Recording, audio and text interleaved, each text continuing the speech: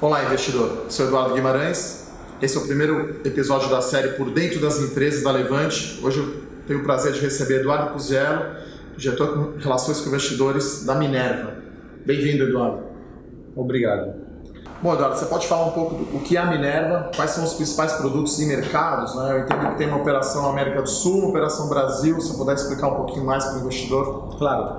A Minerva hoje é uma produtora de carne bovina. Ela sempre pautou a sua estratégia na produção de carne bovina, começando no Brasil, e ao longo desses anos ela foi crescendo e diversificando sua produção sempre dentro da América do Sul. Então, a Minerva começou como uma empresa brasileira, no final da década passada ela adquiriu uma planta no Paraguai, depois adquirimos uma planta no Uruguai, fomos crescendo e atualmente a empresa tem 11 plantas no Brasil, 6 plantas no Paraguai, 5 plantas na Argentina, 3 plantas no Uruguai e uma planta na Colômbia. Hoje, em termos de capacidade da companhia, 45% dessa capacidade fica no Brasil e o restante, 55%, fica fora do Brasil. Ou seja, hoje a Minerva é uma empresa sul-americana produtora de carne bovina.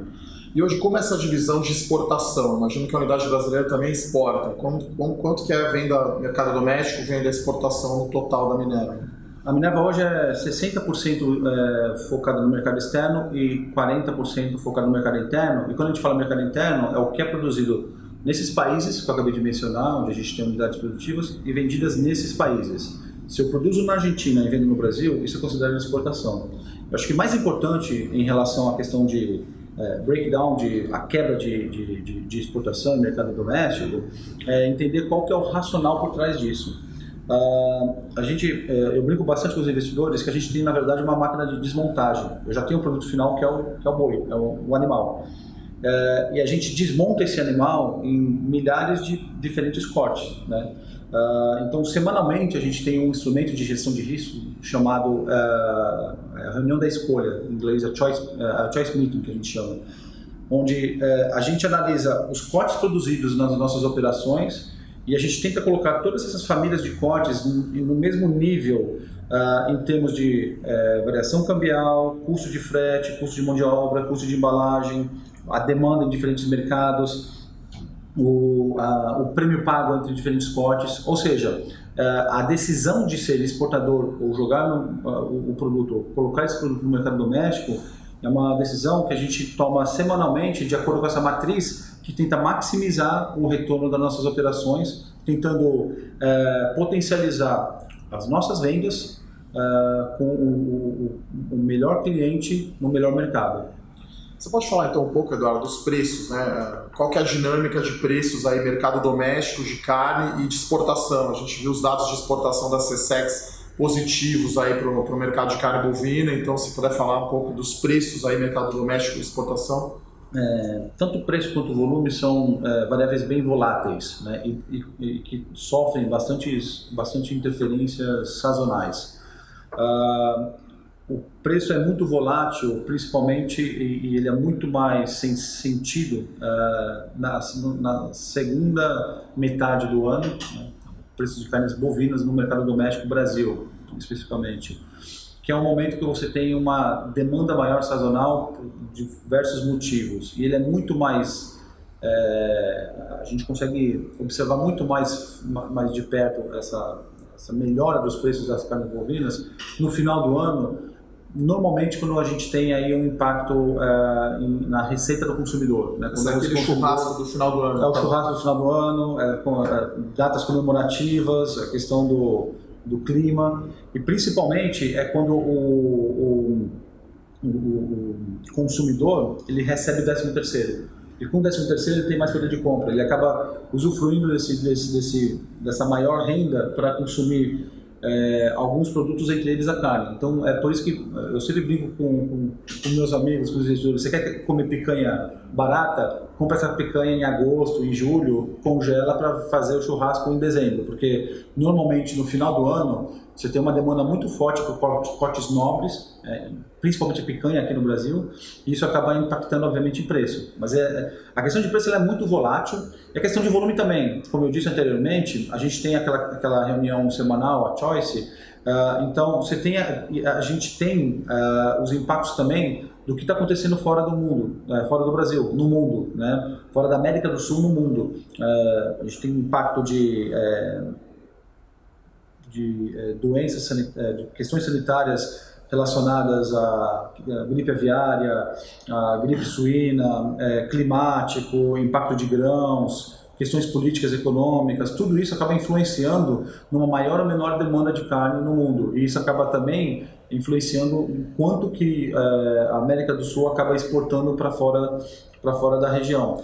Pegando um gancho, desculpa te interromper, essa questão agora carne fraca, questão sanitárias, enfim, que afeta muito mais a BRF, não a empresa de vocês, quanto é o embarque que vocês têm para a União Europeia, se a Minerva foi afetada por os embarques serem impedidos aí por questões sanitárias, se puder falar um pouco dessa questão e aí depois falar, obviamente, do mercado externo.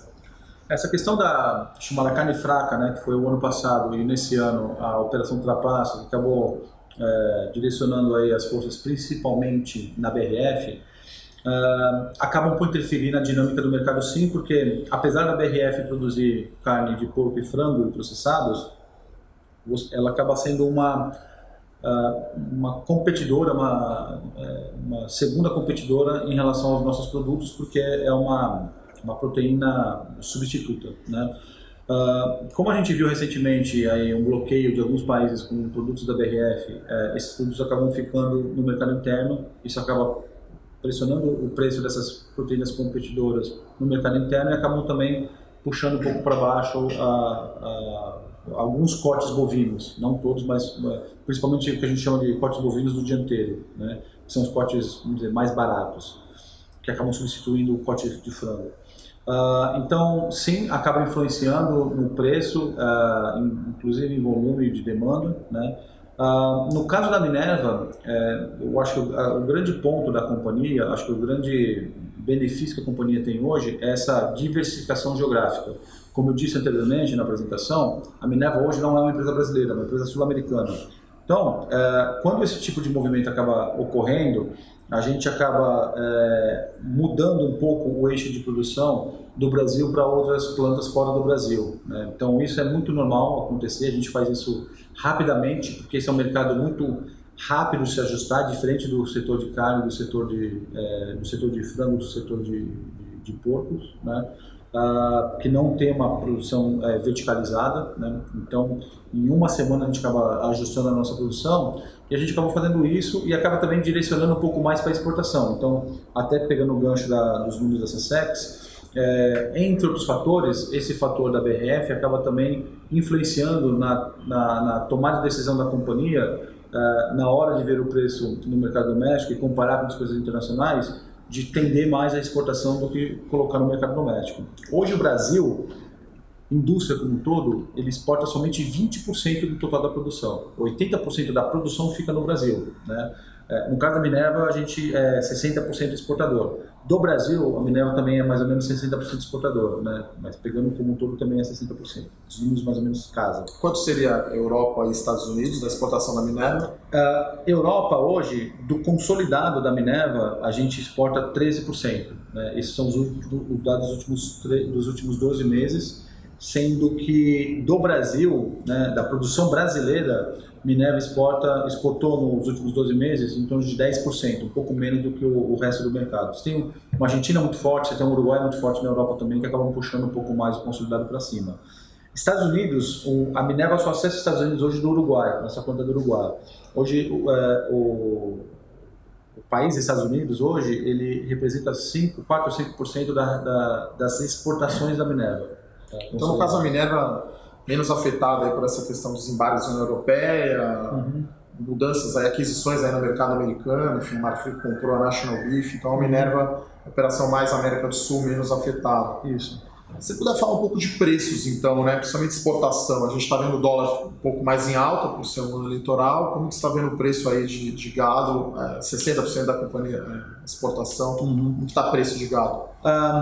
Acho que vale a pena aqui pontuar um pouco como é que está o setor de carne bovina no mundo, né? A gente acabou vendo aí nos últimos 5, 6 anos uma redução na produção mundial de carne bovina por N questões, políticas econômicas, sanitárias, climáticas, né? E os principais produtores, Estados Unidos, Europa, Austrália, reduzindo a sua produção e, consequentemente, sua exportação. Em alguns países, como Estados Unidos, a gente viu uma inversão de ser um exportador líquido para um importador líquido de carne bovina por conta dessas questões.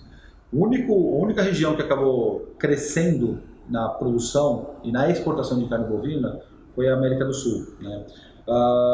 Porque se de um lado a gente viu aí uma certa estabilidade na produção de carne bovina, de um outro lado a gente viu uma crescente demanda por carne bovina, puxado principalmente pelos países da Ásia e países do Oriente Médio. Então hoje, China é o principal mercado mundial de carne bovina, sendo que há 10 anos atrás, China não aparecia nem entre os 20 maiores países importadores. Então, China realmente deu uma virada nesse jogo e, por conta desse desbalanço entre oferta e demanda mundial de carne, o que acaba acontecendo é que, mesmo com uma maior demanda, né, com uma menor produção e uma maior demanda, a gente começou a ver os preços das carnes bovinas no mercado internacional subindo, né? Óbvio que quando você pega isoladamente um Brasil, né, muita gente fala o preço da carne bovina está caindo no Brasil nas exportações, que é o de 4,2 mil dólares por tonelada para 3,9. É importante destacar também a questão do mix de carnes. De novo, a gente não produz um só produto, carne não é só um produto, são milhares de diferentes produtos que a gente exporta, a gente coloca no mercado interno. Como a Ásia cresceu muito e a Ásia acaba demandando um pouco mais dos cortes menos nobres, você tem um pouco também da redução do preço consolidado, porque a gente acaba exportando mais desses produtos para a Ásia. A Ásia é o principal destino da exportação. 25% hoje da nossa exportação vai para a Ásia, 23% vai para o Oriente Médio, que são consumidores de cortes do dia inteiro, né? Que são cortes que têm um preço médio menor. Óbvio, você também tem a questão do dólar. O dólar subindo, você tem uma negociação com seus clientes, isso acaba sendo eventualmente repassado para um outro cliente, né? Mas do ponto de vista de preço médio, no mercado internacional, a gente viu esse preço médio crescendo por conta desse desbalanço, né? E óbvio, quando você olha isoladamente para um exportador, você acaba por questões também de mix de exportação, vendo esse preço às vezes estável, até caindo.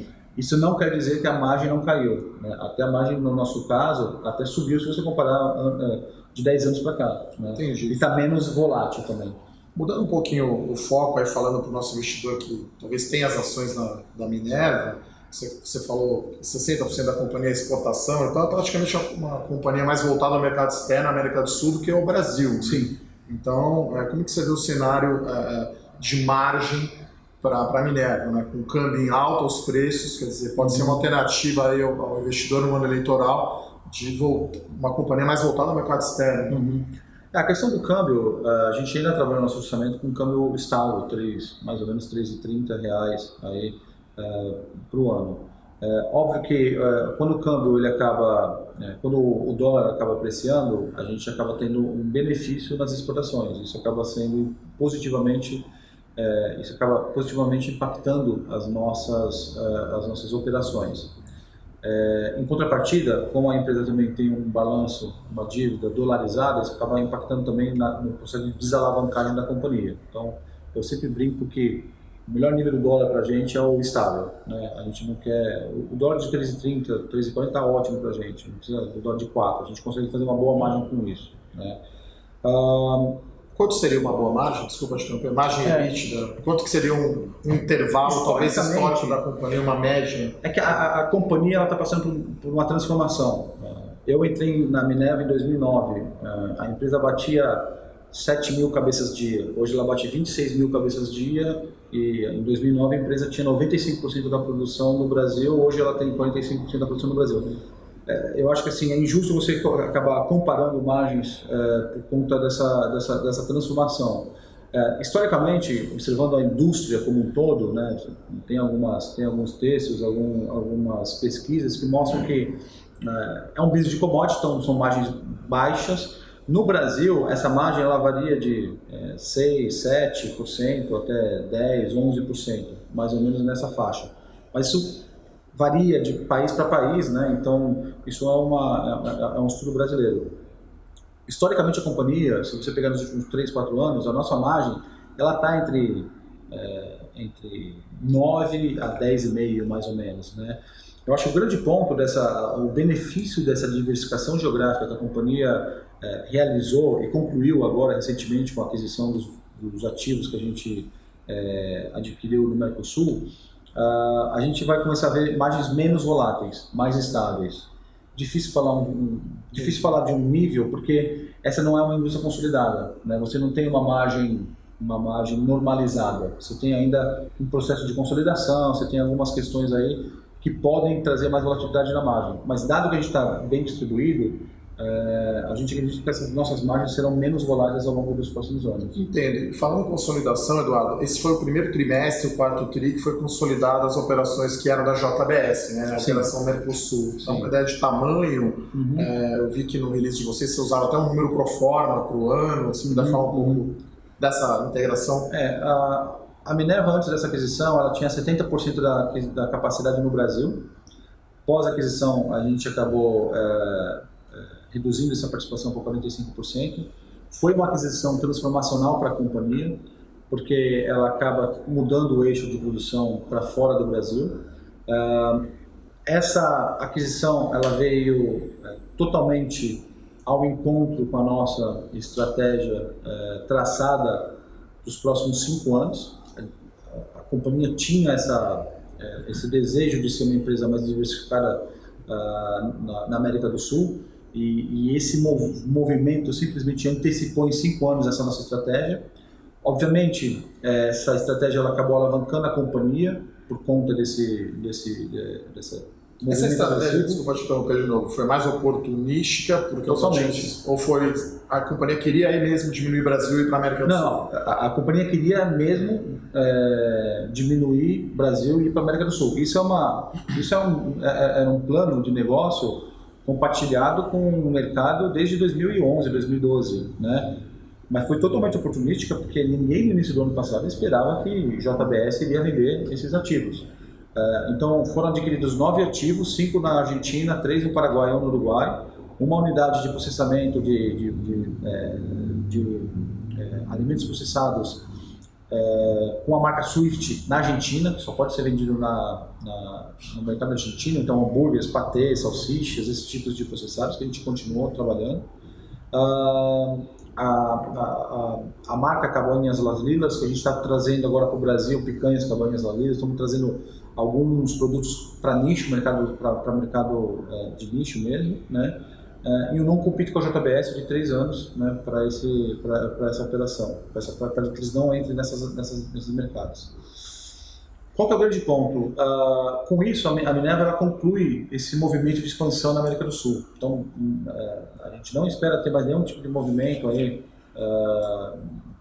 nesses países, até porque nesses países a gente está totalmente já diversificado, né? O foco agora é praticamente na desalavancagem da companhia. Então, o grande foco da companhia, o grande desejo é realmente, acabando essa integração, o foco é working capital, reduzir o working capital das atividades e desalavancar a companhia. A gente tem, obviamente, alguns targets internos, né?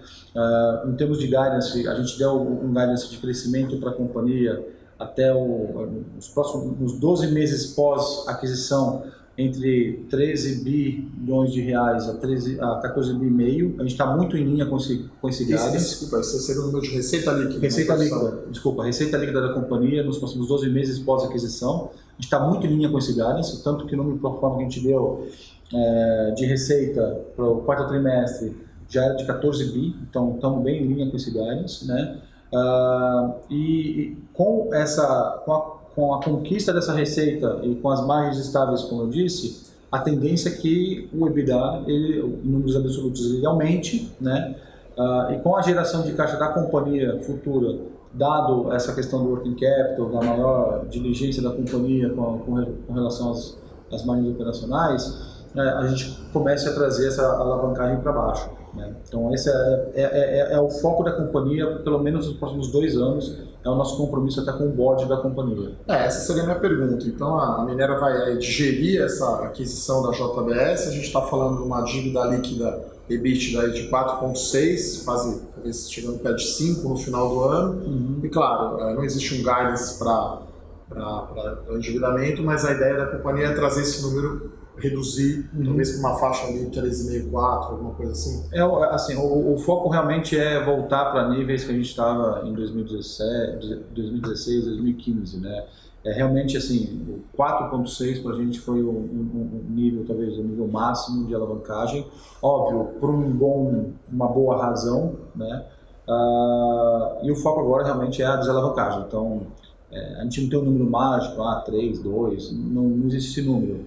Mas, com certeza, a redução dessa alavancagem ela vai trazer grandes benefícios para a companhia, porque isso também acaba impactando até no custo financeiro da companhia, que é um dos pontos de consumo de caixa da companhia, né? A gente vem fazendo ao longo dos últimos 5 anos várias gestões de passivos aí para reduzir o custo financeiro, e também a alavancagem é uma preocupação não só para banco, mas para a agência de rating. Então tudo isso acaba trazendo um benefício. Então a administração da companhia está muito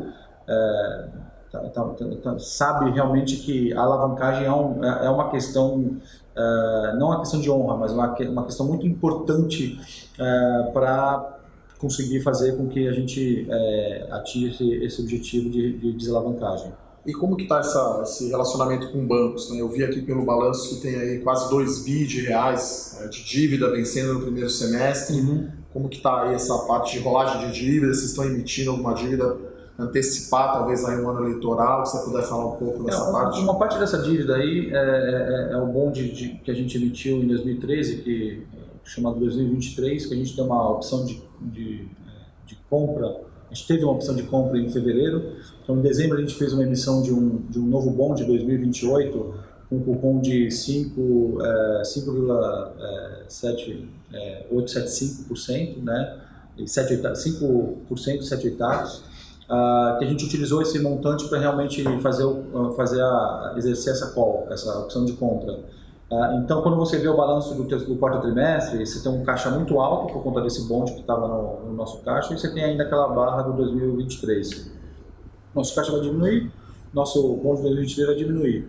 Algumas outras dívidas, esses 2 bilhões, são dívidas de curto prazo, são de trade finance, que a gente vai rolando, ACCs, esse tipo de pré-pagamento, de exportação, que a gente vai rolando com os bancos, que tem sido feito ao longo dos anos. Então, não tem nenhum problema relacionado a isso.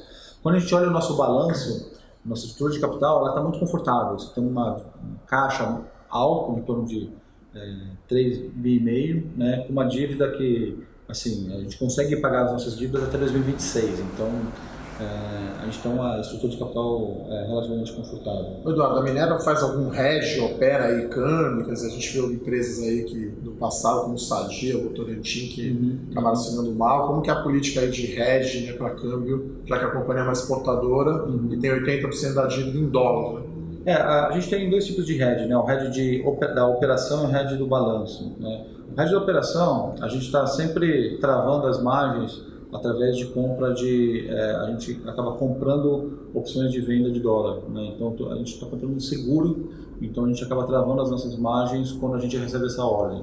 Então, praticamente é isso, né? A gente tem uma reunião diária que a gente analisa alguns dos principais vetores de margem da companhia, né? Que são o preço do boi, o preço da carne e o dólar. Então, nesse hedge da operação, principalmente o que a gente visita é exatamente a questão do nível do dólar e também nas travas através da compra de put, né? Então a gente está comprado em vol, estamos vendido em vol. Então esse é um dos principais pontos. No hedge do balanço, a gente sempre observa a nossa exposição cambial líquida. O que é exposição cambial líquida? Quanto que eu tenho de dívida e quanto que eu tenho de caixa em dólar. A diferença é quanto que a gente realmente tem de volatilidade dentro da nossa estrutura de capital. O grande ponto para você fazer um hedge dessa exposição cambial líquida, é um instrumento que não é barato, ele é caro, né?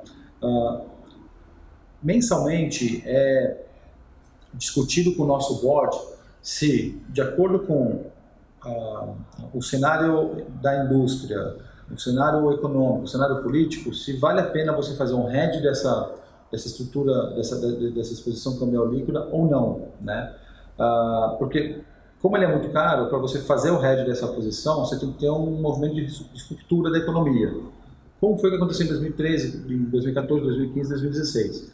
Naquela época, a gente acabou fazendo uma posição, sim, de hedge de balanço. Em 2014, 2015, a gente conseguiu proteger muito bem aquela volatilidade do câmbio, né? Em 2016, por conta daquela indefinição de Dilma, a gente acabou tendo uma perda por conta desse hedge, que praticamente compensou o que a gente tinha ganho. Então, na verdade, o hedge funcionou.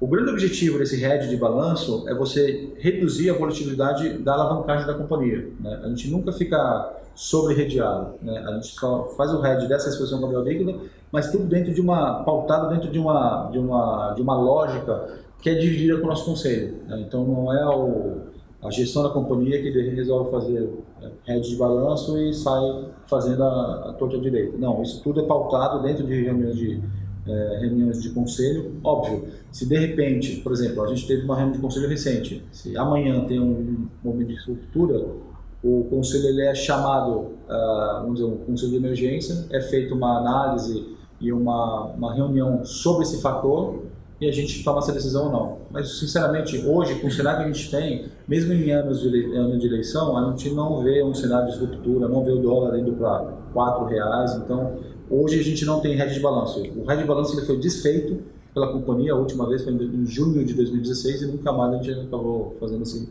hedge. Entendi. Por último, agora a pergunta para o investidor aí, pessoa física, né? Por que você atribui a queda de 30% aí no preço das ações nos últimos 6 meses? Quer dizer, é oportunidade de compra, na sua opinião? Quais seriam os motivadores aí dessa queda? Eu sei que é uma pergunta aí de $1 milhão, né? Não é resposta fácil, mas o que você poderia dizer sobre isso? Bem, se é oportunidade de compra, eu também não vou responder porque eu sou suspeito a falar. Então, acho que depende da análise de cada um dos investidores. Foram algumas questões. Acho que a principal questão foi essa aquisição.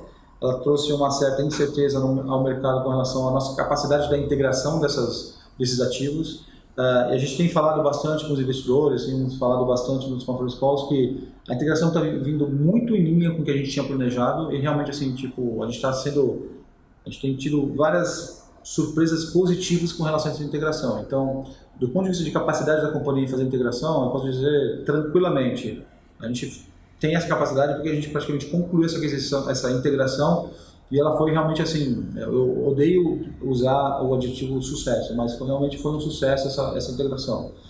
Só que os impactos dessa integração, eles não vêm na velocidade de uma planilha de Excel. O mundo real ele é diferente de uma planilha de Excel, eu gosto de brincar com meus amigos falando sobre isso.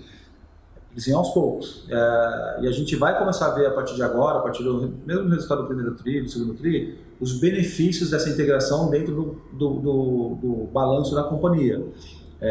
Demora, não é uma coisa rápida, né? Então acho que esse foi o primeiro ponto. O segundo ponto, dada essa incerteza também com relação ao direcionamento do dólar, e a gente tem uma certa correlação, as ações da companhia têm uma certa correlação com o dólar, por ser mais exportadora e tal, acho que a questão de uma expectativa de dólar mais baixo, de um candidato centro-direita começar a despontar nas pesquisas, acabou também impactando um pouco até na perspectiva de rentabilidade da companhia.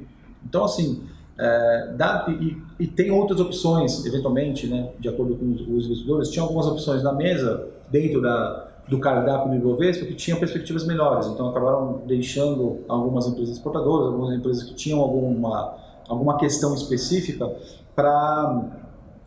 de lado e acabaram saindo de algumas ações, inclusive da Minerva. Obrigado, Eduardo Puziello, diretor financeiro dos investidores da Minerva.